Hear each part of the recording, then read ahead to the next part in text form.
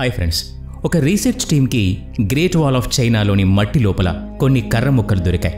ఆశ్చర్యకరమైన విషయం ఏంటంటే అవి 2000 సంవత్సరాల పురాతనమైనవి. అంతేకాకుండా ఆ కర్రల మీద చైనా భాషలో స్పష్టంగా ఏదో రాసి ఉంది. చైనీస్ ట్రాన్స్లేటర్తో వాటిని ట్రాన్స్లేట్ చేయించగా రీసెర్చర్స్ మొత్తం ఆశ్చర్యపోయారు. ఆ విషయాలేంటో ఈరోజు ఈ వీడియోలో చూద్దాం. మరింకెందుకు ఆలస్యం, let's start our today's episode. China capital బీజింగ్కి ప్రతి సంవత్సరం ఎంతోమంది వస్తూ ఉంటారు. ఎందుకంటే అక్కడ the great wall of China ఉంది. ఇది మనుషుల చేత నిర్మించబడ్డ అతిపెద్ద కట్టడం అని భావిస్తారు. దీన్ని పూర్తిగా ఒకేసారి చూడాలంటే డ్రోన్ కూడా సరిపోదు. అలాగే ప్లేన్లో వెళ్ళినా కూడా చూడలేం. దీన్ని పూర్తిగా చూడాలంటే కేవలం ఒకే ఒక్క మార్గం ఉంది. 500 కిలోమీటర్ల దూరంలో ఉన్న ఔటర్ స్పేస్ శాటిలైట్ ద్వారా దీన్ని ఫోటో తీసి చూడటమే. కాలినడకతో దీన్ని పూర్తిగా తిరిగి చూసిన వాళ్ళు చాలా కొద్ది మంది మాత్రమే ఉంటారు. ముగ్గురు ఫ్రెండ్స్ 1984లో మొత్తం వాల్ని కాలినడకన తిరిగి చూశారు. వీళ్లకు 17 నెలలు అంటే 510 రోజులు పట్టింది. ఈ వాల్ ఒక చోట ఎత్తైన కొండలపై నుండి వెళితే ఇంకో చోట భయంకరమైన లోయల నుండి వెళ్తుంది. వేడిగా ఉండే ఎడారిలో కూడా దీన్ని కట్టారు. ఇది 2 అంతస్తుల ఇల్లు అంత ఎత్తు, 20 అడుగుల వెడల్పు, 1000 మైళ్ళ వరకు ఉన్న ఈ గోడ నడవడానికే 510 రోజులు పడితే దీన్ని కట్టడానికి వాళ్ళు ఎంత కష్టపడ్డారో మీరే ఊహించుకోవచ్చు. మరి ఇంత కష్టమైన ఈ గోడను ఎవరు కట్టారు, ఎందుకు కట్టారు?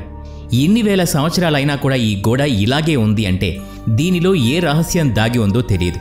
అది తెలుసుకోవడం చాలా కష్టం. టెక్నాలజీ పెరుగుతున్న కొద్దీ కొన్ని విషయాలు బయటపడుతూ ఉంటాయి. బీజింగ్ నుంచి 100 కిలోమీటర్ల దూరంలో జిన్షన్లింగ్ దగ్గర కొండల్లో ఈ గోడలోని ఒక భాగం సరిగ్గా ఒరిజినల్ పొజిషన్లో ఉంది. ఈ పోర్షన్ కట్టినప్పుడు ఎలా ఉండేదో ఇప్పటికీ అలాగే ఉంది. శాటిలైట్ తీసిన చిత్రాల ప్రకారం ఈ గోడ జిన్షన్లింగ్ కొండల్లో చాలా ఎత్తులో ఉంటుంది. ప్రతి వాచ్ టవర్లో గాలి కోసం ఎన్నో కిటికీలు, దాదాపు 50 మంది ఉండడానికి సరిపడా స్థలం కూడా ఉంటుంది. నిపుణులు ఈ మొత్తం గోడలో 25,000 వాచ్ టవర్స్ ఉన్నట్టుగా గుర్తించారు. దీన్ని మింగ్ డైనాసిటీ వాళ్ళు 650 సంవత్సరాల క్రితం కట్టించారని నిపుణులు చెప్తూ ఉన్నారు. నిపుణులకు వాచ్ టవర్ ఉన్న ప్లేస్లో గోడలకు అనేక రంధ్రాలు కూడా కనపడ్డాయి. ఇవి గోడ కట్టినప్పుడు చేసినవే కానీ వాటి అవసరం ఏంటో ఎవరికీ తెలియదు. గోడ మీద నిలుచున్న సిపాయి ఇక్కడ నుండి పెద్ద పెద్ద ఫైర్ బాల్స్ విసిరేవారు. దాన్ని చూసి శత్రువులు గోడనెక్కడానికి భయపడేవారు. అంటే ఇది కేవలం గోడ మాత్రమే కాదు, పూర్తిగా ఒక మిలిటరీ డిఫెన్స్ సిస్టమ్. అసలు మింగ్ డైనాసిటీకి ఉన్న ప్రమాదకర శత్రువులెవరు? ఈ గోడ నార్త్ వైపు దట్టమైన అడవి ఉంది. అక్కడ మంగోల్స్ ఉండేవారు. మంగోల్స్ ఎప్పుడూ చైనాలోకి గ్రామాల్లోకి వచ్చి దోచుకుని ఊళ్లను తగలబెట్టేవారు. వీళ్ల వల్ల జరిగే నష్టాన్ని ఆపడానికి మింగ్ రాజులు ఈ గోడను కట్టించారు. అసలు మనుషులు నడవడానికి కూడా చాలా కష్టమైన ఈ దట్టమైన అడవిలో ఇంత పెద్ద గోడను కట్టడానికి పెద్ద పెద్ద రాళ్లను ఎలా తీసుకుని వెళ్లారని ఎక్స్పర్ట్స్ ఆశ్చర్యపోయారు. దానికి వాళ్ళు డ్రోన్ సహాయంతో ముందు ఒక 3D మోడల్ తయారు చేయాలనుకున్నారు. ఆ డ్రోన్ ఫుటేజ్ను వాడుతూ ఉండగా ఒక్కొక్క రహస్యం బయటకొచ్చింది. 3D మోడల్లో గోడ కింది భాగంలో ఉన్న చూసి వాళ్ళు ఆశ్చర్యపోయారు. వాళ్లకు ఆ గోడ కింద ఒక సీక్రెట్ డోర్ కనిపించింది. ఈ గోడను మంగోల్స్ నుండి కాపాడడానికి కడితే ఈ తలుపులను గోడకు అంత కిందకు, అది కూడా కనపడకుండా ఎందుకు పెట్టినట్టో వాళ్ళకు అర్థం కాలేదు. ఈ పోర్షన్లో 50 కంటే ఎక్కువ వీటిని కనుగొన్నారు. బహుశా మింగ్స్ ఆర్మీ మంగోల్ వేషంలో ఈ తలుపుల నుంచి బయటకొచ్చి మంగోల్స్తో కలిసిపోయి వాళ్ల రహస్యాలు తెలుసుకునేవారేమో అని నిపుణులు అభిప్రాయపడుతున్నారు. రీసెర్చర్స్ని ఈ సీక్రెట్ తలుపుల కంటే ఇంకొకటి ఎక్కువ ఆశ్చర్యపరిచింది. ఎక్స్పర్ట్స్ డ్రోన్ ఫుటేజ్లో ఉన్న ఒక సీక్రెట్ టన్నెల్ను కనుగొన్నారు. ఈ టన్నెల్ ఎంట్రీ పాయింట్ చూస్తే అది మిగతా తలుపుల కంటే భిన్నంగా ఉంది. దాన్ని చూస్తే బహుశా దాన్ని బలవంతంగా పగలగొట్టి ఉంటారేమో అనిపిస్తుంది. దీన్ని జాగ్రత్తగా పరిశీలించగా దాన్ని బయట నుంచి కాదు, లోపల నుండే పగలగొట్టారని తెలిసింది. కానీ ఎందుకు? అక్కడ ఒక సీక్రెట్ తలుపు కూడా ఉంటే ఆ పాయింట్లో ఆ తలుపును లోపల నుండే ఎందుకు పగలగొట్టారు? ఆ టన్నెల్ను కన్స్ట్రక్షన్ సమయంలోనే నిర్మించి ఉంటారని, దీనికి ఒక ప్రత్యేక అవసరం ఉంది కాబట్టి పగలగొట్టారని రీసెర్చర్స్ యొక్క అభిప్రాయం. ఆ అవసరం ఏంటి అంటే ఒకవేళ మంగోల్స్ గోడ మీద అటాక్ చేస్తే మెయిన్ ఆర్మీ సైనికులు ఈ టన్నెల్ని పగలగొట్టి మంగోల్స్ మీద వెనక నుంచి దాడి చేయడానికి ఉపయోగపడుతుంది. ఇది డ్రోన్ ఫుటేజ్లో వచ్చిన పగిలిన ఒక టన్నెల్. ఇలాంటివి ఎన్నో టన్నెల్స్ గ్రేట్ వాల్ ఆఫ్ చైనాలో ఉన్నాయి. ఇంత దూరంలో విస్తరించిన ఈ గోడ, ఇంత అద్భుతమైన డిఫెన్స్ సిస్టమ్స్ కలిగి ఉన్న ఈ గోడకు అసలు హెడ్ క్వార్టర్స్ ఎక్కడ ఉంది అనే ప్రశ్న వస్తుంది. ఎక్స్పర్ట్స్ శాటిలైట్ డేటాతో ట్రాక్ చేయగా ఈ వాల్ ఈస్టర్న్ చైనా నుంచి ఎత్తైన కొండల్లోంచి గోబీ డిజర్ట్ వరకు విస్తరించి ఉంది. ఈ వాల్ మొత్తం పొడవు 8,850 కిలోమీటర్లుగా నోట్ చేయబడింది.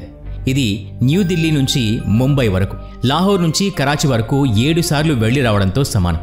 అయితే ఈ వాల్ ఒక భాగం సముద్రంలో అంతమవుతుంది. ఈ గోడ స్టార్టింగ్ పాయింట్ మాత్రం గోబీ డెజర్ట్లో ఉంది. అక్కడ ఒక అద్భుతమైన కోట కట్టబడి ఉంది. ఇది గోడ మీద ఉన్న వాచ్ టవర్లన్నిటికంటే పెద్దగా ఉంది. బహుశా ఇదే మెయిన్ ఆర్మీ హెడ్ క్వార్టర్ అయి ఉండొచ్చు.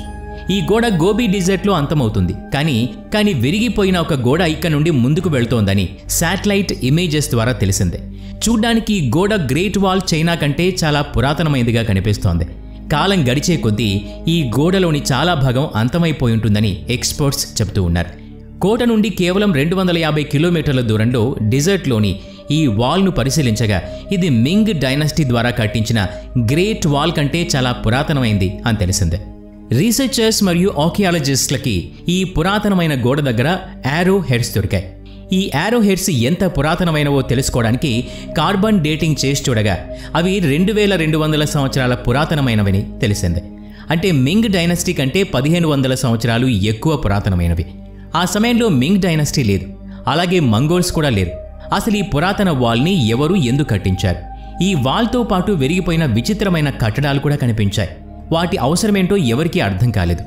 రీసెర్చర్స్కి దొరికిన కొన్ని ఆధారాలు వాళ్ల కష్టాన్ని దూరం చేశాయి. ఈ పురాతన వాల్ దగ్గర కొన్ని పురాతన కర్రలు దొరికాయి. వాటి మీద చైనీస్ భాషలో ఏదో రాసి ఉంది. ఇవి ఇసుకలో 2000 సంవత్సరాల నుండి కూరుకుపోయి ఉన్నాయి. ఒక చైనీస్ ఎక్స్పర్ట్తో దాన్ని చదివించగా ఆ కర్రలు ఎవరో ఒక మిలిటరీ కమాండర్వి అని తెలిసింది. దానిపై కొన్ని ఇన్స్ట్రక్షన్స్ రాసి ఉన్నాయి. అది ఒకవేళ హ్యాండ్స్ దాడి చేస్తే వాచ్ టవర్లన్నింటి మీద ఫ్లాగ్ ఎగరవేయాలని, రాత్రిపూట దాడి చేస్తే టవర్ పైన నిప్పు పెట్టి ఉంచాలని రాసి ఉంది. హ్యాండ్స్ ఇక్కడ 2200 సంవత్సరాల క్రితం రాజ్యమేలారు. వీళ్ళు మంగోల్స్ కంటే ఎంతో భయంకరమైనవారు. వాళ్ళు ఎంత భయంకరమైన వాళ్ళో దాన్ని ఆ కర్ర మీద కూడా రాసి ఉంచిన దాంతో అర్థమవుతుంది. వాళ్ళు ఒక 1000 మందితో వస్తే ఒక ప్రత్యేకమైన సిగ్నల్తో అలర్ట్ చేసేవాళ్ళు. ఇదంతా చదివిన తర్వాత ఈ విచిత్రమైన కట్టడాలు నిజానికి ఒక పురాతన వాచ్ టవర్ అని ఎక్స్పర్ట్స్కి తెలిసిందే. ఆ సమయంలో ఒకదాంతో ఒకటి కనెక్ట్ అయి ఉండేవి. రాత్రిపూట దాడి చేసే సమయంలో ఈ వాచ్ టవర్స్ ఇలా కనిపిస్తూ ఉండేవేమో. 1000 కిలోమీటర్లు విస్తరించి ఉన్న ఈ పురాతన వాల్తో పాటు రీసెర్చర్స్కి దొరికిన కొన్ని ఎవిడెన్సెస్ వల్ల అది కేవలం బోర్డర్ని ప్రొటెక్ట్ చేయడానికి మాత్రమే కాదు, ఇది సిల్క్ రూట్ను కూడా ప్రొటెక్ట్ చేయడానికి నిర్మించారని తెలుస్తోంది. సిల్క్ రూట్ పురాతన కాలంలో ట్రేడింగ్ కోసం వాడేవారు. ఇది చైనాలోని ఈస్టర్న్ నుంచి వెస్టర్న్ దేశాలకు ఎక్కువగా సిల్క్ ట్రేడింగ్ జరిగేది. అందుకని దీనికి సిల్క్ రూట్ అనే పేరు వచ్చింది. చైనాకు ఈ సిల్క్ రూట్ అనేది చాలా ముఖ్యం. ఎందుకంటే చైనా ఎకానమీ ఈ సిల్క్ రూట్ మీదే ఆధారపడి ఉంటుంది. అందుకని చైనాకు ఈ సిల్క్ రూట్ను ఎంత కష్టమైనా దీన్ని కాపాడుకోవాల్సిన అవసరం ఉంది. ఈ పురాతన వాల్ పొడవు 12,000 కిలోమీటర్లని, ఇది మింగ్ డైనస్టీ నిర్మించిన దానికంటే చాలా పొడవైందని ఎక్స్పర్ట్స్ అంచనా. చైనాలోని అన్ని గోడల్ని కలిపితే దాని పొడవు 21,000 కిలోమీటర్లు అవుతుంది. ఒకవేళ ఈ అన్ని గోడల్ని స్ట్రెచ్ చేస్తే అది సగం కంటే ఎక్కువ ప్రపంచాన్ని విస్తరిస్తుంది. ఒక రిపోర్ట్ ప్రకారం గ్రేట్ వాల్ దాదాపు 40% వరకు పగిలిపోయి మాయమైంది. కేవలం మింగ్ డైనస్టీ కట్టించిన గోడ కట్టడానికే దాదాపు 4 లక్షల మంది కార్మికులు తమ ప్రాణాల్ని పణంగా పెట్టారు. వాళ్లను బానిసలుగా చేసి బలవంతంగా పనిచేయించుకుపోయేవారు. చనిపోయిన ఆ కార్మికుల శవాల్ని ఆ గోడలోనే పాతిపెట్టి ఉంటారని అనుకుంటూ ఉంటారు. ఈ వీడియో నచ్చినట్లయితే లైక్ చేయండి, షేర్ చేయండి. ఇలాంటి మరిన్ని వీడియోస్ కోసం ఈ ఛానల్కి సబ్స్క్రైబ్ చేసుకొని బెల్ ఐకాన్ మీద క్లిక్ చేయండి. నెక్స్ట్ వీడియోలో మళ్ళీ కలుద్దాం. Thanks for watching.